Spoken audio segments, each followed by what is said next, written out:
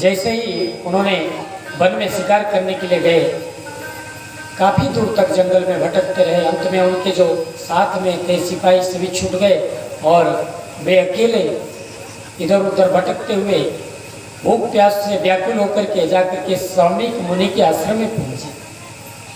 उस समय श्रमिक मुनि समाधि में बैठे हुए थे। प्यास से व्याकुल होकर के महात्मा जी हमें पानी चाहिए, भोजन चाहिए, आवाज लगाई, लेकिन समाधिस्थ श्रमिक मुनि के कान तक उनकी आवाज नहीं पहुंची। जब आवाज नहीं पहुंची तो वे नहीं सुने तो क्रोध में आकर के राजा परीक्षित जी ने एक मरा हुआ सर्प को उनके गले में डाल दिया, श्रमिक मुनि के गले में डाल दिया। श्रमिक मुनि के एक शिष्य ने उसे देखा और जाकर के श्रमिक मुनि के पुत्र श्रृंगी मुनि को बताया। श्रृंगी मुनि इस समय गंडकी नदी में स्नान कर रहे थे। उन्होंने नदी का जल को चलू में लिया और संकल्प किया कि जिस दुष्ट राजा ने मेरा पिता के गले में मरा हुआ सर्प डाला है, उस सर्प के पूर्वज तक्षक नाग के दंशन से आज से 7वां दिन उसकी मृत्यु हो। ऐसा कठोर श्राप दिया और श्रृंगी मुनि दौड़ते हुए अपने पिता के पास में आते हैं और करुण क्रंदन करते हैं। पिता पुत्र की क्रंदन सुन करके पिता का हृदय द्रवित हो जाता है और उनकी समाधि टूट जाती है। जैसे उन्होंने आंख खोला, देखा पुत्र को रोते हुए, तो पूछा कि बेटा क्या हुआ, क्यों रोते हो? श्रृंगी मुनि ने कहा कि पिताश्री, इस राज्य का राजा बड़ा अन्यायी है, अधर्मी है। उसका इतना साहस, एक मरा हुआ सर्प को लाकर के आपका गले में डाल देगा। मैं भी उसे नहीं छोड़ा, उचित दंड दिया हूं। श्रमिक मुनि ने पूछा कि क्या दंड दिया तुमने? श्रृंगी मुनि ने कहा कि मैंने उसे उसी सर्प का पूर्वज तक्षक नाग का दंशन से मृत्यु होने का श्राप दिया है और आज से 7वां दिन उसकी मृत्यु हो जाएगी। श्रमिक मुनि इस बात को सुन करके प्रशंसा नहीं किए, उल्टे उस अपना पुत्र को डांट लगाई। हे दुष्ट, तूने महान व्यक्ति को श्राप दे दिया बिना सोचे समझे। जानते हो, उन्हीं के सुरक्षा में हम सभी प्रजा सुरक्षित हैं। ऐसे धर्मप्राण राजा को श्राप दे दिया। श्रमिक मुनि बड़े दुखी हुए और अपना एक शिष्य को भेजा, लेके जाकर के जितना जल्दी हो सके राजा परीक्षित जी को सूचना दे दो। तो उनका शिष्य जाकर के राजा परीक्षित को सूचना दी कि आज से 7वां दिन तक्षक दंशन से आपकी मृत्यु हो जाएगी। श्रृंगी मुनि ने आपको श्राप दिया है, इसलिए आप बचने का कोई ना कोई उपाय कर ले। परीक्षित जी ने जब सुना कि श्रृंगी मुनि ने मुझे श्राप दिया है तो दुखी नहीं हुए, हंसते हुए बोले कि चलो, संसार में जो आया है उसे एक ना एक दिन तो जाना ही पड़ेगा। आया है सो जाएगा, राजा रंग पकिए, कोई सिंहासन चढ़ चले, कोई बंदे जंजीर। संसार में आया है उसे तो एक दिन जाना ही पड़ेगा, लेकिन मेरा मृत्यु तो निश्चित है, क्योंकि मुझे आज संत श्रृंगी मुनि का श्राप मिला। आज 7 दिन से पहले मेरे मृत्यु आ नहीं सकती, मैं छाती ठोक करके कह सकता हूँ। लेकिन ये संसार के लोग ये नहीं कह सकते कि मैं 7 दिन तक जीवित रहूंगा, क्योंकि गया हुआ सांप वापस आएगा कि नहीं आएगा इसका कोई गारंटी नहीं है। इसलिए हर सांस में ईश्वर का चिंतन करना चाहिए। और मुझे तो निश्चित हो गया है कि 7 दिन में मेरी मृत्यु होगी, तो 7 दिन तक मैं परमात्मा का ही चिंतन करता रहूंगा, एक क्षण भी उन्हें नहीं भूलूंगा, व्यक्ति की। इसलिए हर सांस में परमात्मा का याद करना चाहिए। सांस सांस पर राम कहिए, बिनु सांस नहीं हो, ना जाने इसी सांस की आवन होए न हो। गया हुआ सांस वापस आएगा कि नहीं आएगा, इसका कोई गारंटी नहीं है। बोले वृंदावन बिहारी लाल की जय। धन दौलत परिवार सबके घर में होता है। तुलसीदास जी लिखते हैं, शुद्ध विद्याधारा और लक्ष्मी पापियों के कर हो। संत समागम हरि कथा तुलसी दुर्लभ हो। धन दौलत पुत्र पौत्र सब कुछ सबके घर में होते हैं, लेकिन सत्संग सबसे दुर्लभ चीज। कहा गया देवताओं के लिए भी दुर्लभ है।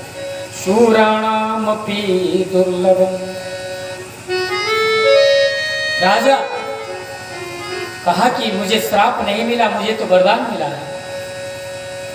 मैं जो मोह माया में आसक्ति में पड़ा हुआ था, आज मेरा विवेक खुला है, मुझे तो सत्संग मिल जाएगा। तो उन्होंने अपना पुत्र ब्रजनाभ को राजगद्दी पर बैठाया और स्वयं संन्यास लिए। राजपाट छोड़ करके गंगा नदी के किनारे जाकर के उपस्थित हुए। सभी ऋषि मुनियों को जब पता चला राजा परीक्षित को श्राप मिला है, आज से 7वां दिन उसकी मृत्यु हो जाएगी और वहां गंगा किनारे बैठा है, सभी संत महात्मा राजा महाराजा ऐसे धर्मपरायण राजा को दर्शन करने के लिए दौड़ते हुए आते हैं। इसलिए कोई धर्म मार्ग पे अगर हो तो लोग बड़े दुआ देते हैं, वो जीते जी स्वर्ग प्राप्त हो जाता है। एक गणिका थी, एक महात्मा जी आए, उन्हीं के यहाँ आश्रय लिया। किसी को भी ज्ञान हो सकता है, चाहे वो किसी कुल का हो, किसी वर्ण का हो, छोटा हो बड़ा हो, ज्ञान ये सबको नहीं देखता है, किसी को भी ज्ञान हो सकता है। ज्ञान अगर लेना है तो ये जाति कुल परंपरा नहीं देखना चाहिए। व्यास देव ने एक बार के चमार से भी विद्या शिक्षा ली, गुरु बनाई थी। अब जंतुरी से रोने की आवाज आई, माता ने अपना है कि कुमारी कन्या थी छोटी सी, उसको भेजा, बोले कि बेटा जाके देख के आओ, क्यों रो रहा है, कौन रो रहा है, क्या हुआ। वहां बेटी गई, छोटी सी बच्ची थी, गई, जा करके देखा एक व्यक्ति मर गया और लोग रो रहे हैं। कुछ लोग अड़ोस पड़ोस के लोग खड़े हैं, बोलते हैं अच्छा हुआ ये बेचारा मर गया तो बढ़िया हुआ। बड़ा लोगों को परेशान करता था, कभी किसी का धन चुरा लेता, कभी किसी का पशु चुरा लेता, कभी किसी को लड़ जाता, झगड़ जाता। कुछ लोग ऐसे भी होते, बिना मतलब का झगड़ा लड़ाई कर देते। उन्हें पराया का सुख देखा नहीं जाता, दूसरे का धन का वृद्धि देखा नहीं जाता। सोचते हैं सारा संपत्ति मेरे घर में आ जाए। तो वहां बच्ची आकर के माता को बताई। माता ने पूछा कि बेटा जो व्यक्ति मर गया वो कहाँ गया, स्वर्ग गया कि नरक गया। तो वहां बच्ची ने कहा कि माता वो तो नरक में गया। महात्मा जी बोले कि मैं इतना वर्षों से तपस्या करता हूँ, मुझे पता नहीं चलता कौन स्वर्ग में गया कौन नरक में गया। इस बच्ची को कैसे पता चला। फिर कुछ दिन बाद दूसरा व्यक्ति मरता है, रोने की आवाज आती है। वहां माँ, उसकी माँ भेजती है कि जाओ देख के आओ। तो वहां बच्ची गई, देखा लोग रो रहे थे। केवल घर के लोग नहीं, पड़ोस के लोग भी रो रहे थे, सबकी आंखों में आंसू। क्या कितना सुंदर व्यक्ति था, कितना स्वभाव अच्छा था, बेचारा मर गया। परमात्मा करे इनका आत्मा को सदगति। वहां बच्ची वापस आई। गणिका ने पूछा कि बेटी यहाँ जो व्यक्ति मरा स्वर्ग में गया कि नरक में गया। बच्ची ने कहा कि यहाँ जो व्यक्ति मरा स्वर्ग में गया।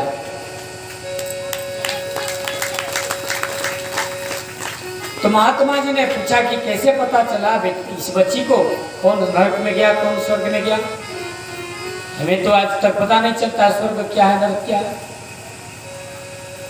तो वहां गणिका ने पूछा कि इसी बच्ची से पूछ लीजिए। वो बच्ची से पूछा गया तो बच्ची ने कहा कि महात्मा जी, पहला व्यक्ति जो मरा, जीवन भर पाप कर्म किया था, लोगों को दुख दिया था, उसके वाणी में कठोरता थी, लोग इसीलिए उसको कोस रहे थे कि बच्चा हुआ मर गया, इसलिए वो नरक में गया है। लोग समाज है, लोग माने 5 आदमी जिसको अच्छा कहते हैं वो उसका दुआ मांगते हैं परमात्मा के पास, वो वही न स्वर्ग में जाएगा। जिसको गाली गलौज करेंगे, जो सबके दिल को दुखाया होगा, वो तो नरक में जाएगा। दूसरा व्यक्ति जो मरा, उसके लिए लोग बड़े दुखी होकर के परमात्मा से प्रार्थना कर रहे थे इसका आत्मा को सदगति हो, इसलिए वो स्वर्ग में गया। बोले वृंदावन बिहारी लाल की जय। राजा परीक्षित जी को देखने के लिए हजारों राजा महाराजा संत महात्मा आए। परीक्षित जी ने सबको हाथ जोड़ करके अनुनय विनती किया, प्रार्थना किए। मरणासन्न व्यक्ति को क्या करना चाहिए? सभी आश्चर्य। कोई बोलता है दान करो, कोई बोला तपस्या करो, कोई बोला प्राणायाम करो, कोई बोला हठ योग करो, कोई बोला ध्यान योग करो। हजारों प्रकार के साधन बताए, लेकिन परीक्षित जी के मन को संतोष नहीं है। परमात्मा की प्रेरणा से श्री सुखदेव जी आकर के पहुंचे। जब सुखदेव जी आ रहे थे तो बच्चे और कुछ महिलाएं उनके पीछे पीछे दौड़े देखने के लिए। सुखदेव जी देखने में बड़ा आकर्षक थे, बड़े सुंदर थे, लेकिन उनका जो तेज है अभी जो है दबा हुआ था। ये सभी पहचान नहीं पा रहे थे। सोचे कि कोई नंगा बाबा आ गया, केवल लंगोट मात्र था शरीर में। तो बच्चे लोग कोई डंडा मारता, कोई पत्थर फेंकता, नंगा बाबा कह करके चिल्लाते। सुखदेव जी जैसे जाकर के संत महात्माओं के बीच में पहुंच गए, संत महात्माओं ने जब देखा सुखदेव जी का आगमन, सभी बड़े बुजुर्ग महात्मा उठ करके खड़े हो गए। ज्ञान में कोई आयु नहीं होता, ना बल वृद्धा, ना धन वृद्धा, ना रूप वृद्धा, सतैव बच। बल में कोई बड़ा होता है तो बड़ा नहीं है, धन में कोई बड़ा होता है तो भी बड़ा नहीं है, कोई जन में बड़ा होता है, रूप में बड़ा होता है तो भी बड़ा नहीं है। तो बड़ा कौन है? जो ज्ञान में बड़े होते हैं, वास्तव में वही बड़े होते हैं। तो इसलिए जो ऋषि मुनि महात्मा संत राजा महाराजा बैठे थे, मात्र 16 वर्ष के श्री सुखदेव जी को जब देखा, सभी उठ करके स्वागत करने लगे। अभिवादनशीलस्य ऐक्यवृद्धो सेविनः चत्वारि वर्धते तस्य आयुर्विद्या यशो बलम्। बड़ों का जो सेवा करता है, बड़ा, वृद्ध शब्द का अर्थ होता है बड़ा। बड़ा माने केवल वृद्ध व्यक्ति नहीं है, बूढ़ा व्यक्ति नहीं है। कोई आयु में बड़ा होते हैं, वृद्ध होते हैं, कोई बल में वृद्ध होते हैं,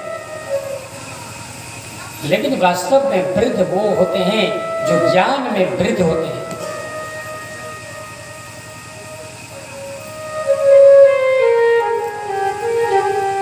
तो श्री सुखदेव जी को देख करके सभी उठ करके उन्होंने स्वागत किया। बड़ों का सेवा करने से क्या लाभ होता है? आयु, विद्या, यश और प्रतिष्ठा, बल। आयु की वृद्धि होती है, बल, विद्या की वृद्धि होती है, बल की वृद्धि होती है, यश, समाज में प्रतिष्ठा होता है बड़ों का आशीर्वाद से। सुखदेव जी एक ऊंचे सिंहासन पर विराजमान हुए। सबने मिलकर के सुखदेव जी को प्रार्थना किया कि परीक्षित जी को का उद्धार कर दीजिए, उनका कल्याण हो जाए। और महात्माओं ने परीक्षित जी को बोला कि ये सुखदेव जी है, यही आपका प्रश्न का उत्तर दे सकते हैं, आपका शंका का समाधान कर सकते हैं, आपका जिज्ञासा को शांत कर सकते हैं। श्री परीक्षित जी ने सुखदेव जी का चरण पखारा, उनकी वंदन किया, आरती उतारी, उत्तम सिंहासन पर बैठाए और उनके चरण के पास में हाथ छोड़ करके बैठ गए। अगर किसी से कुछ ज्ञान लेना है तो वहां झुकना पड़ेगा। झुकता वही जिसमें जान होती है, झुकता वही जिसमें जान होती है, अकड़ना मुर्दे की पहचान होती है, अकड़ना मुर्दे की पहचान होती है।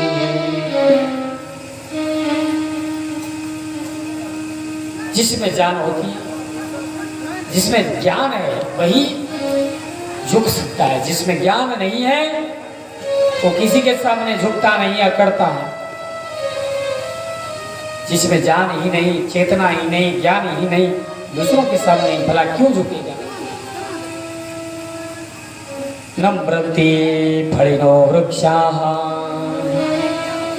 नम्रन्ति गुणिनो जनाः शुष्क काष्ठानि मूर्खं च न नमन्ति कदाचन।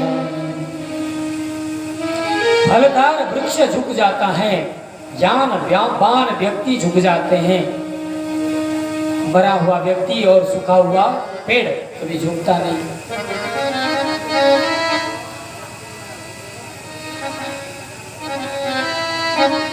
तो बड़े विद्वान थे, सभी झुक करके प्रणाम किया। परीक्षित जी ने प्रश्न किया, भगवान कृष्ण गीता में कहते हैं अगर किसी से हमें ज्ञान लेना है, प्रणिपातेन परिप्रस्तेन सेवया उपदेक्षन्ति ते ज्ञानम ज्ञानिनः तत्त्वदर्शिनः। प्रणिपातेन, कभी किसी संत महात्मा के पास में जाइए तो सबसे पहले उनको प्रणाम कीजिए और जिज्ञासा व्यक्त कीजिए। क्या कहा गया, संत अर्ण का एक कण और संत का एक क्षण व्यर्थ में बर्बाद नहीं करना चाहिए। उनसे ये मत पूछो कि आपका घर कहाँ है, आपके माता पिता कैसे कौन है। उनसे ये पूछना चाहिए कि हमारा कल्याण कैसे होगा, हमारा उद्धार कैसे होगा, परमात्मा का साक्षात्कार कैसे होगी। श्री परीक्षित जी ने प्रश्न किया, स्तुति की उनकी, सुखदेव जी का। संत महात्माओं का स्तुति ज्यादा नहीं करना चाहिए, ज्यादा उनका स्तुति करने से भी गुस्सा जाते हैं।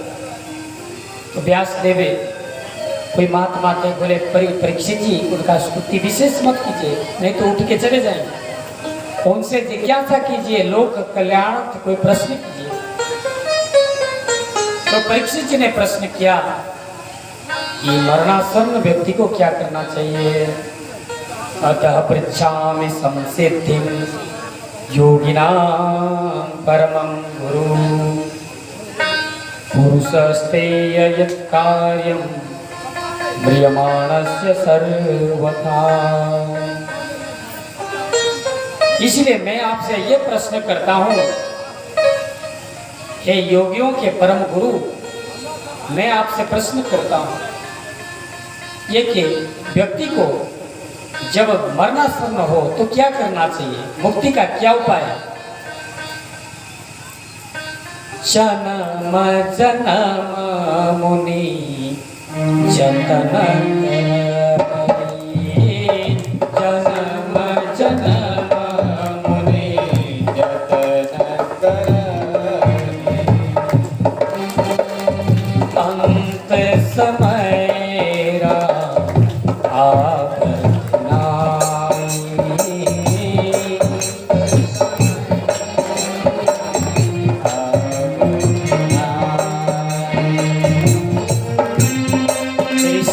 जन्मांतर तक तपस्या करते हैं, उन्हें तो भगवान का नाम कम से कम मुख में आए, लेकिन फिर भी नहीं हो पाता।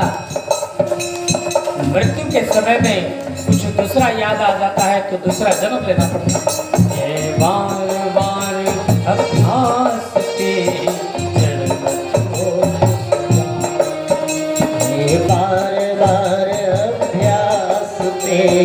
जड़मति होत सुना। रसैया बत जाते सिल पर पड़ते रसैया बत जाते हैं सिल पर पड़ते निशान।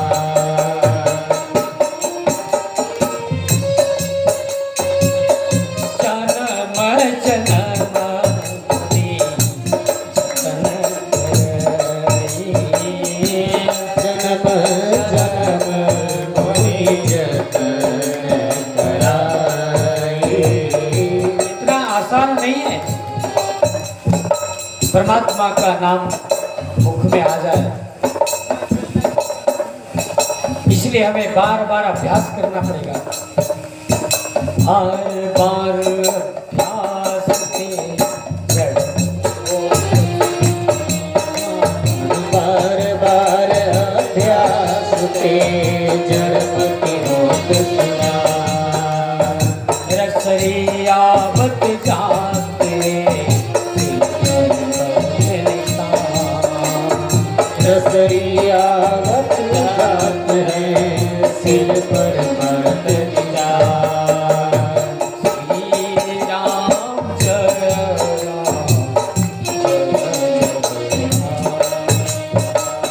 श्री राम जय जय राम।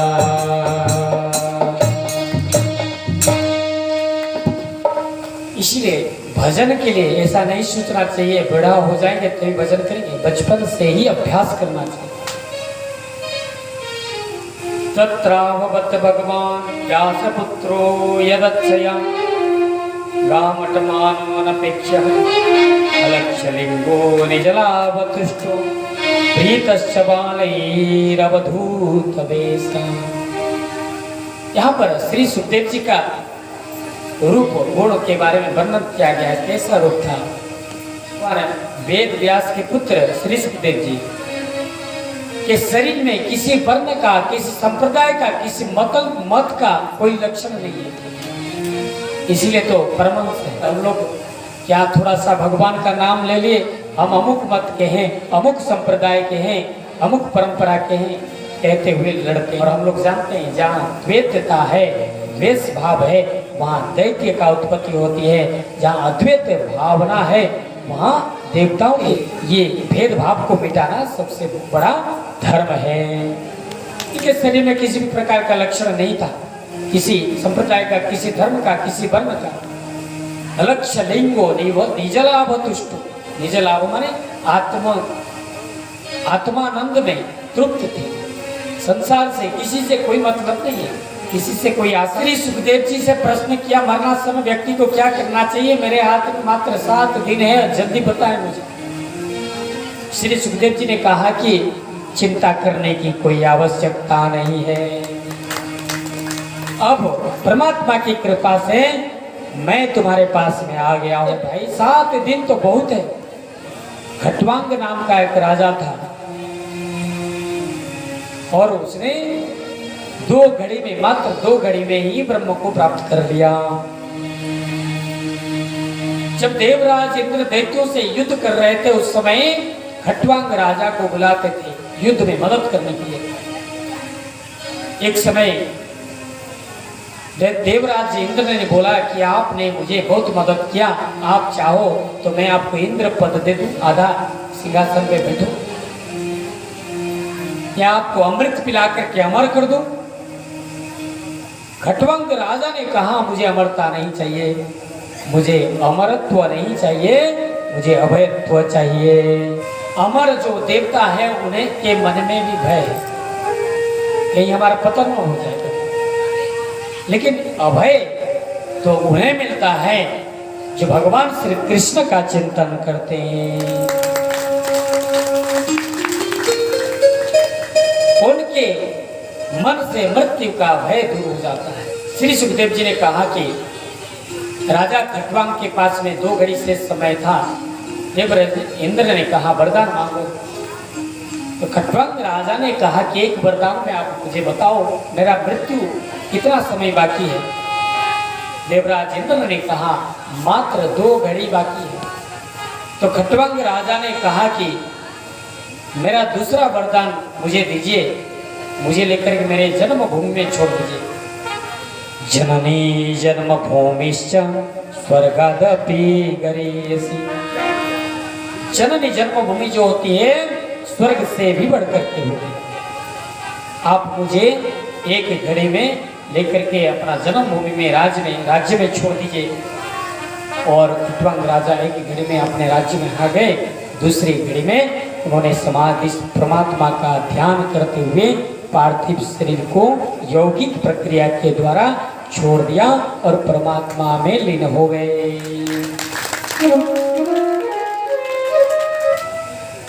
तो श्री सुखदेव जी ने कहा कि देखो राजा परीक्षित, जब 2 घड़ी में राजा खट्टवांग का मुक्ति हो सकता है, कल्याण हो सकता है, आत्म कल्याण हो सकता है, तो आपके पास में तो अभी 7 दिन बाकी है, इसलिए आप निश्चित रहो। बोले श्री सुखदेव जी महाराज की जय हो।